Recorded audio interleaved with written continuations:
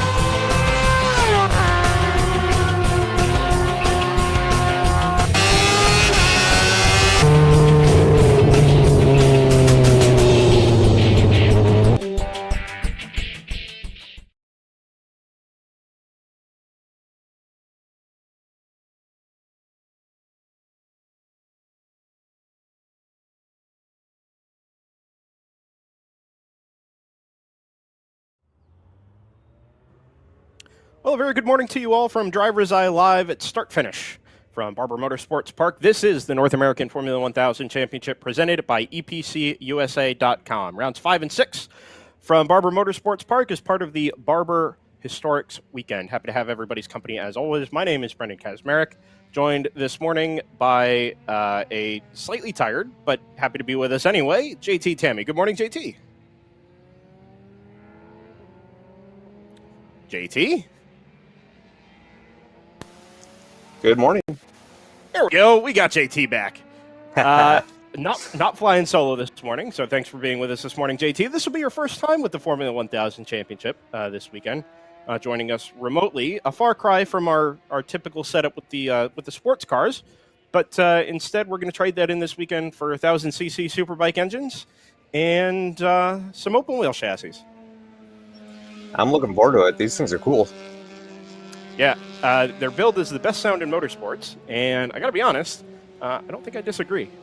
It's a good field this weekend. We've got 6 cars joining us as part of the package this weekend. Of course, being a mostly Northeastern and Mid-Atlantic-based series, and the ability to drop a couple of rounds worth of points, 4 rounds worth of points, as a matter of fact, in our 16-round championship, means that with our first trip to Barber, an unfamiliar track for many, we've got a little smaller field this weekend, but it only takes 2 to make a race, like we saw at Mid-Ohio. 2 really, really dang good races from around Mid-Ohio Sports Car Course, and I see no reason we can't expect the same thing again here this morning.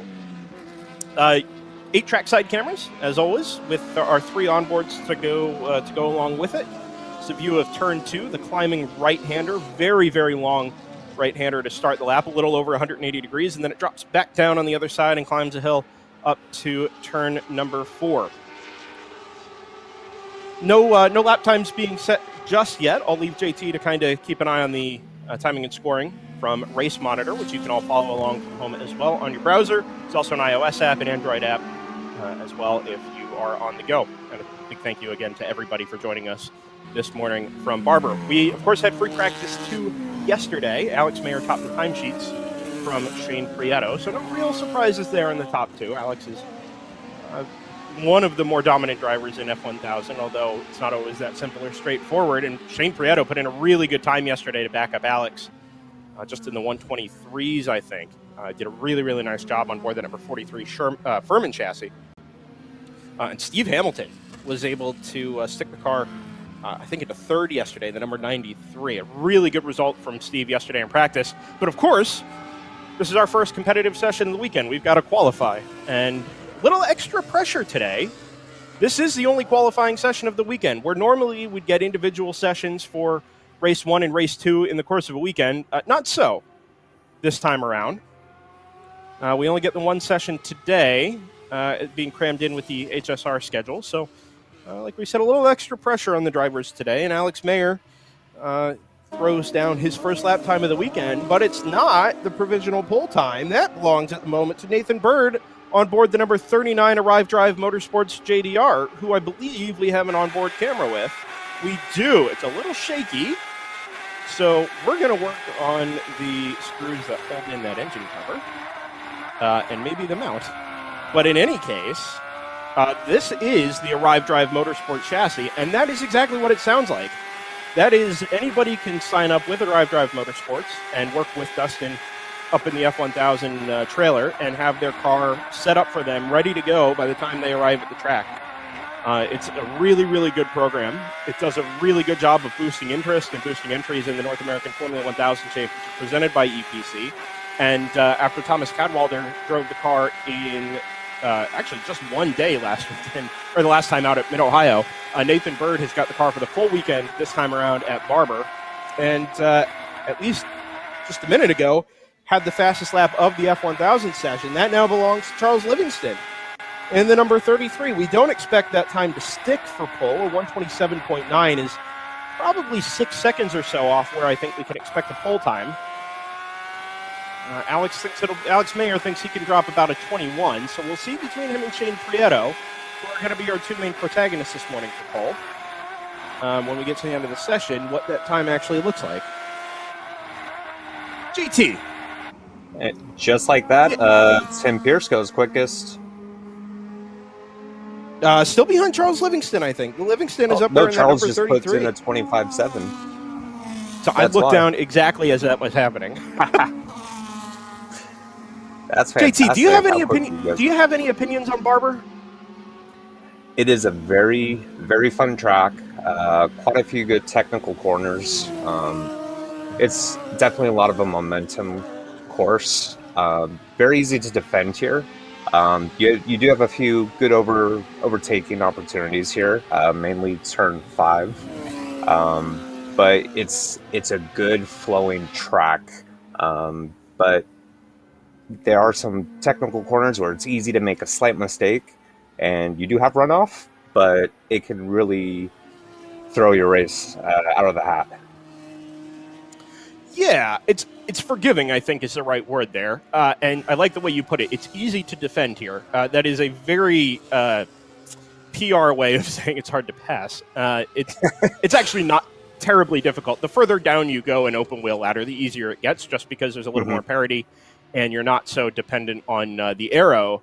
With that being said, I mean, we saw the difference aero made at the Mid-Ohio weekend, and both races, well, both, especially race 2, but both races, the aero wash off the Atlantics, the back end of the Atlantics field, really kind of played havoc with the top end of the F1000s, and it set things up for a really exciting race between Alex Mayer and Shane Prieto. Worth noting, Prieto is still down at the bottom of the timing sheets. When I was setting up our onboard feeds this morning for DriversEye Live, that car, the number 43 Furman, was still up on jack stands with the rear engine cover, or the engine cover, off of the car. I'm not sure what the issue was. I didn't want to interrupt because there was quite a bit happening.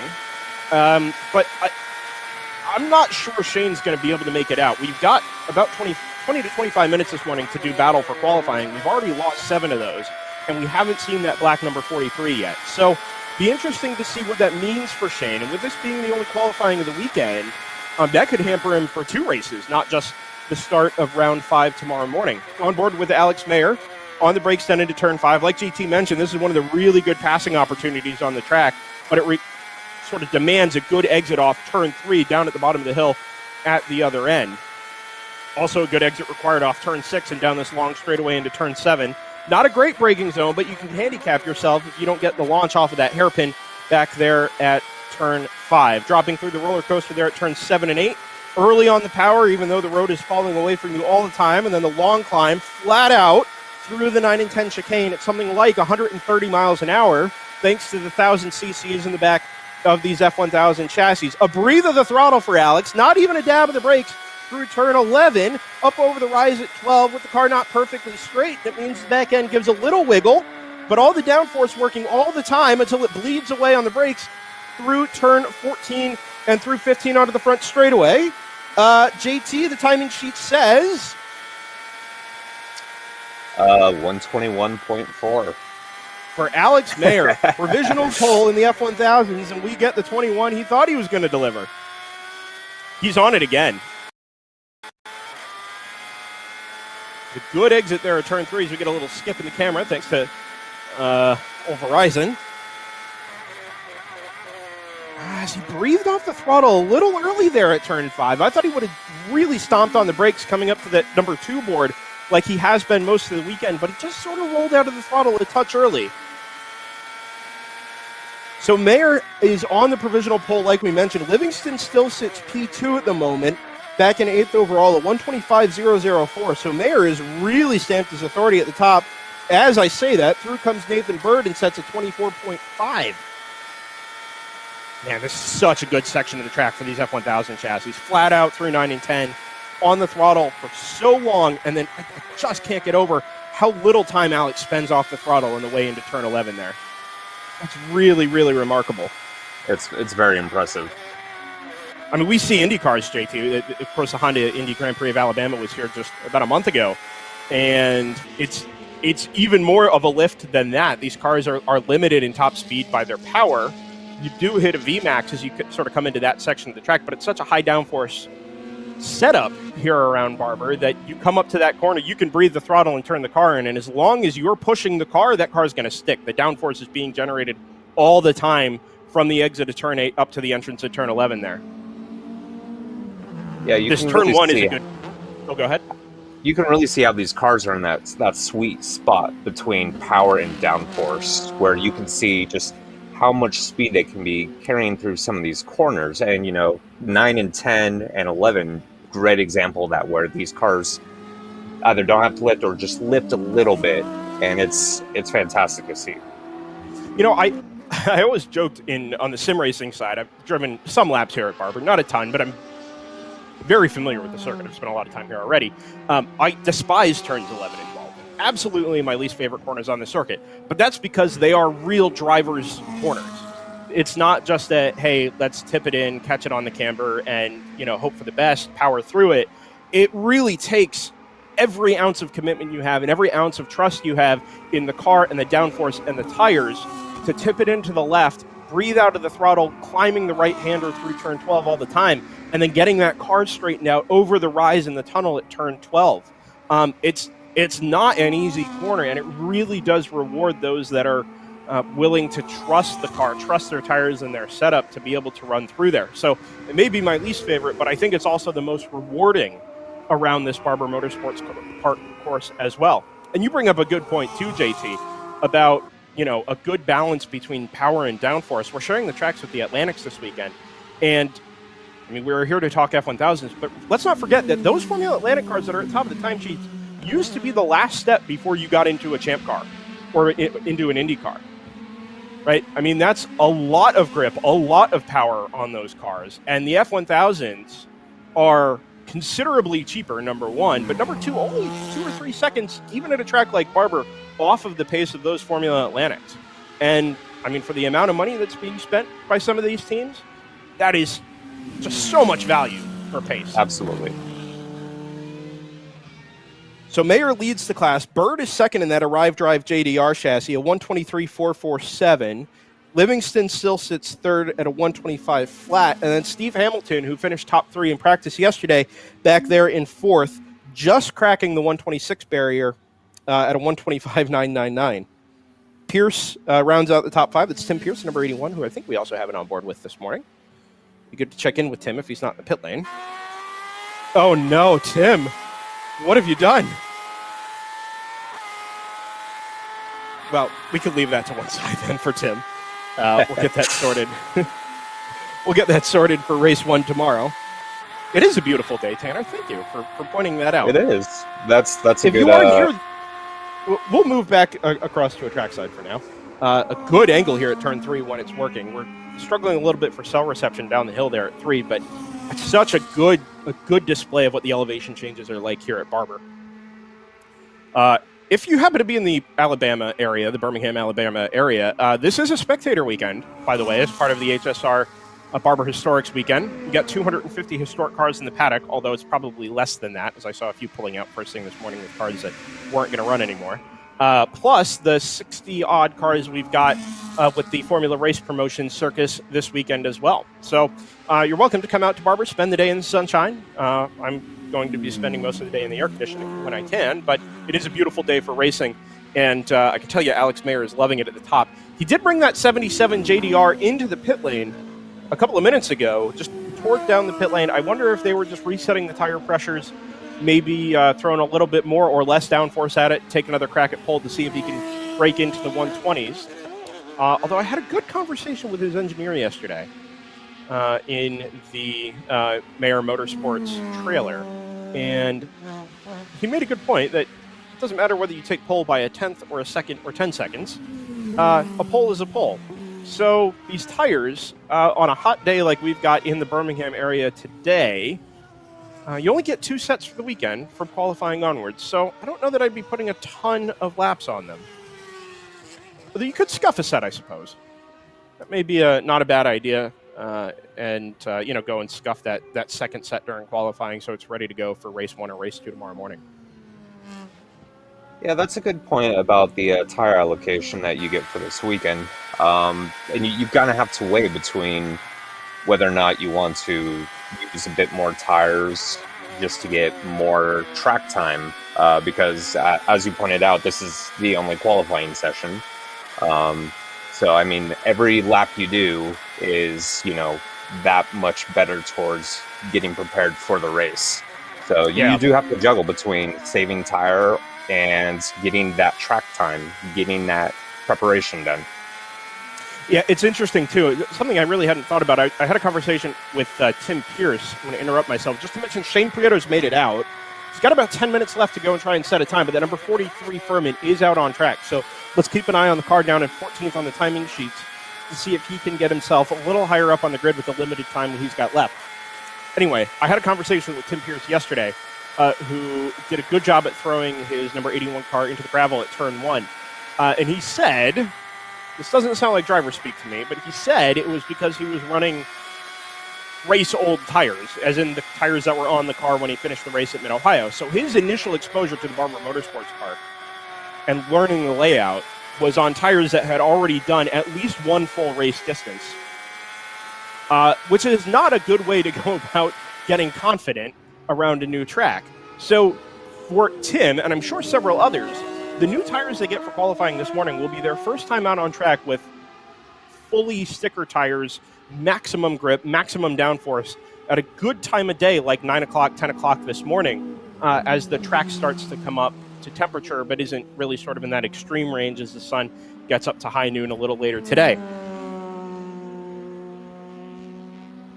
No time yet for Shane.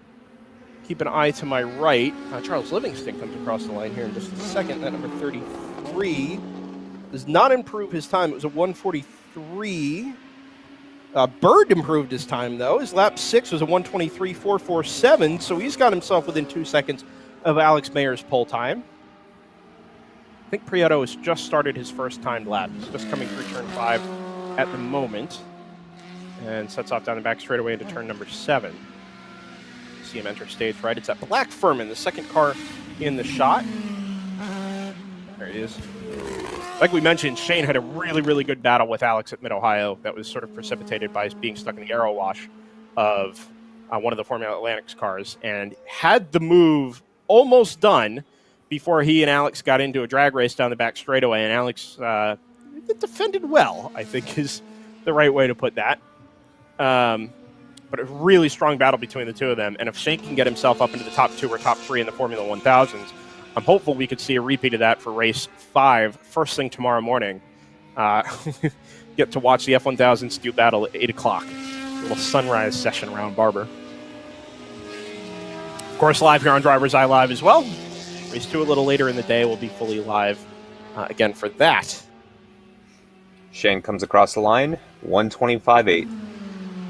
Yeah, I'm surprised he wasn't a little quicker than that, actually. It didn't look, didn't look fully up to pace, but keep in mind, it is, the first time lap. I mean, when we were seeing the first laps for the others, we were seeing, 28, that's a 29. Fair point. So. That is a really good point. So Alex's first lap will have been in the 27s, 28s. So for Shane to come out and drop a 25, that is kind of getting down to business pretty early. But like we said, he's only got a couple of minutes worth here to actually get something done. So it's kind of a tall order for Shane. But his target will be second, right? If he can get up to a 123.4, which is where Nathan Bird sits at the moment, I think that'll be a pretty good result for Shane. Alex Mayer improves at the top of the field with a 121.3. His last few laps have been right there in the 21s, but just not been able to improve. I'm kind of surprised he's taking another crack at it, unless he really is scrubbing in another set of tires. It's warm enough this morning, and the race is going to be long enough tomorrow that I think even on the harder compound, the 35s, the number I learned yesterday, on that harder compound, you'd want to preserve the life of those tires as much as you can. For Indy cars, this is a circuit that's particularly well known for less abrasive than it used to be because it's a fresh surface, but it's still a high load, high downforce, and high grip circuit. I mean, that'll really take its toll on the tires over a 30-minute race. Well, it's not taking a toll on Shane Prieto right now. He does a 122.39. So that good bumps on him Shane. Up in a second. Good on Shane. That'll be his second flying lap, third lap out of the pits, and he's got it within a second of Alex's pole time. So Shane's got a little bit to play with here. I think I don't know if there's a second left in that car, but he didn't look like he was full commitment when he came around that time. It's close to it, but I think he's got a little bit more in that. I think he could really kind of make a run at Alex here before we get a checkered flag in a couple of moments' time. He is being fueled by a bit of frustration right now, having to miss half the session, getting the car ready to go. So Yeah, he's going to be going right now. I'll be intrigued to go have a conversation with him afterwards and find out what the deal was. I should have asked him beforehand, but they were pretty busy getting that car sorted. Steve Hamilton into the pit lane in the number 93 JDR, currently sitting sixth of the F1000 cars at the moment. Shane across the line.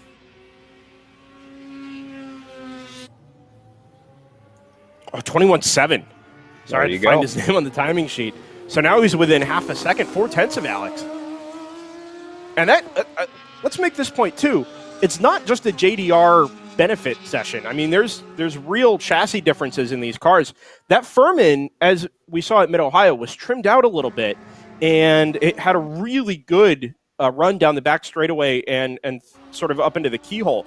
So it's really, really quick down the straights. Now, this isn't a track you would think necessarily suits cars that are trimmed out a little bit better, but it's still clearly an efficient car anyway, and to have a JDR first, the championship-winning JDR chassis at that, up in first, and then the Furman chassis for Shane there in second is a good statement to the parity between all of the chassis we have involved in the North American Formula 1000 Championship. This weekend, of course, mostly just the JDRs and that single Furman. But it's still a really good lap from Shane and a really good performance out of that number 43 chassis. Now, as Alex Mayer comes through the pit lane, it's interesting. It'll be interesting to see if Shane can keep improving his time, because my thought would be that maybe 3 or 4 laps on those tires is probably as good as we're going to get. But it's not, because he's done a 21.6. Nice. So actually, if we jump on board with Shane, with Alex, I wouldn't be shocked if we end up seeing them more or less together on track. Alex came out of the pits, and then Shane came by a couple of seconds behind at absolutely full tilt. And if he were to pull over and let Shane kind of come through, which I would hope that he would. Ooh, big lockup from Shane Prieto down into turn 5, but he gets the car rotated. He is really hustling that number 43. No question about it. They make the run up into turn number 7. He might get a little bit of toe off of Alex, and if Alex isn't careful, I think he might unwittingly give a little advantage here to Shane before he would hopefully pull off to the side and let Shane continue with his flying lap. And that might be worth a tenth or two, you know? It can be 10 around where he's caught. Oh, man, I think he's just going to balk Shane a little bit on the way into turn 11 and 12. Not just a little bit. He's balked Shane quite a bit on the way through turn number 12. I got to be honest. I think Shane's probably sort of hosed his own lap anyway with his lockup down at turn 5, but he's going to have to back off and let Alex run away with this a little bit. Yeah, so this is just a couple of seconds delayed, but behind this car will be the 43 of Shane Prieto. Alex comes across the line. Prieto's backed off of this one. Is there a check flag being waved? Nope, not yet.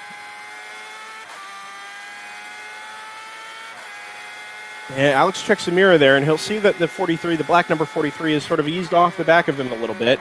I wouldn't be shocked if Shane is going to cool down the tires here and make one more crack at it. He's done really, really well already. A 121.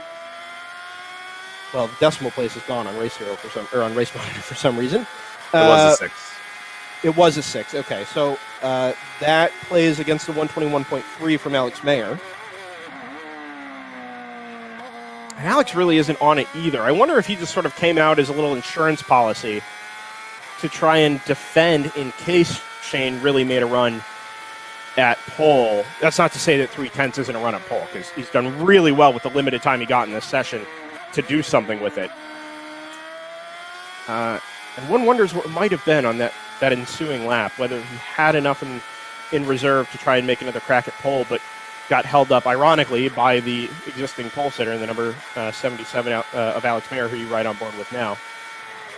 I made a point yesterday about how the side pod flexes under load on that JDR chassis. Look at that. It's not just lateral flex either. It literally picks up over the rise at turn 12. I've never seen that before.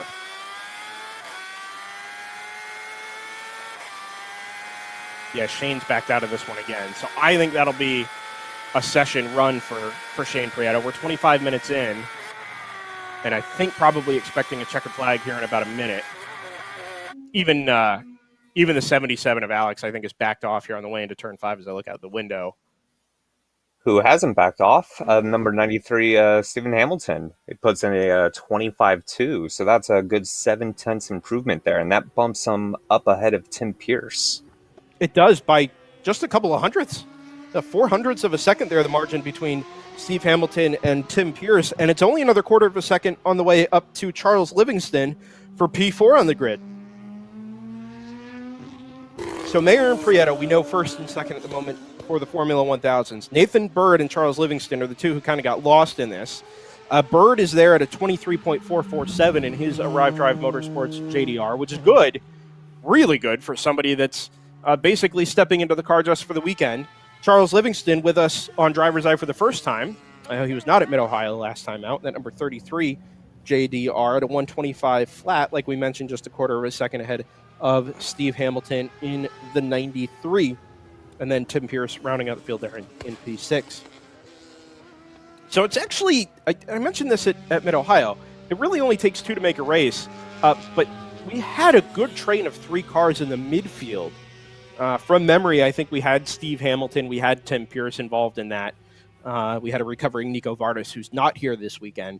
But Livingston, Hamilton, and Pierce are all really packed together right there for 4th, 5th, and 6th. So let's not get too focused on Alex Mayer and Shane Prieto at the top of the field, although I'm really looking forward to it, because that battle down there for P4 could be really, really enthralling during the day tomorrow. Absolutely, and we're definitely going to be seeing traffic management playing a key role here, because I mean, if you're looking at the times, you have these Atlantics all throughout the field here, and just smack dab in the middle are these, Formula 1000 cars. So it's going to be quite interesting to see how they're going to interact with them during the race. Yeah, so it is a split start for the Atlantics and the Formula 1000s. The Atlantics will get away about 15 or 20 seconds up ahead of the F1000s, but that's no guarantee that they're going to stay separated during the race. The top F1000 drivers, your Shane Prietos, your Alex Mayers, your Nico Vardis, when he's here, are quicker than a good portion of the Atlantics field. So eventually, they're going to meet the back of the Formula Atlantics field. Or, worse yet, you get a full course yellow like we had during the start of race 4 at Mid-Ohio, and now all of a sudden, everybody's right together. I mean, we made it 3 laps before we had a full course yellow at Mid-Ohio, and it totally changed the complexion of the race. It almost gave Shane Prieto the win during race 4, if not for some crafty defending there from Alex. So we have a checkered. It is the end of our qualifying session, our only qualifying session for the North American Formula 1000 Championship presented by EPCUSA.com. Alex Mayer on pole, 121.3. Shane Prieto second, 121.6. So just 0.3 of a second between our front row sitters for round 5, race 1 of the weekend tomorrow. Nathan Bird and Charles Livingston will start on the second row, and Steve Hamilton and Tim Pierce, just 0.5 apart in qualifying, will start on row 3 tomorrow morning. Of course, we'll be live on DriverSeye Live for rounds 5 and 6 of the 2021 championship season, as we will be throughout the rest of the year. It's 8 o'clock for a green flag for the Atlantics and the F1000 tomorrow morning on DriverSeye. We'll be live a couple of minutes before that to do our grid walk with Dustin Hodges of Right Turn Racing TV, like we did at Mid-Ohio. And then round 2 will kick off at 1 o'clock Central Time, so a couple of minutes before that as well, 2 o'clock Eastern for race 2, round 6 of the championship. If you didn't catch it this morning on DriverSeye, we also had an onboard feed from Ax Kamechis, who's giving us sort of a ride along in the F1600 Championship Series as part of the FRP ladder this weekend. Invite you to join us for that. I can tell you that they will kick off race 1 for the F1600s at 2:20 Central Time, 3:20 Eastern, and the DriverSeye Live page will have that streaming as well over Ax's shoulder. So a big thank you to everybody for joining us this morning. It's 10:20. It's a full day of racing. Formula 2 from Monaco. We've already qualified for the F1s at Monaco. Indy 500 qualifying today. NASCAR's at Circuit of the Americas for the first time. And, of course, we're here at Barber for the Historics as well. Join us Over X Kmetch's shoulder for F1600 on-track streaming. No commentary, but still plenty to follow there with X. And enjoy your day of racing. And join us, of course, tomorrow morning for Race 1 from Barber for the North American Formula 1000 Championship, presented by EPCUSA.com. My thanks to Kavana Rum, who reminds you to celebrate every moment. Of course, to Right Turn Racing TV as well, and EPCUSA.com. This is Driver's Eye Live. I'm Brendan Kazmarek. That's JT Tammy, and our silent producer, Tanner Johnson, as well. We'll see you first thing tomorrow morning, 8 o'clock, for the F1000s from Barber. Bye for now.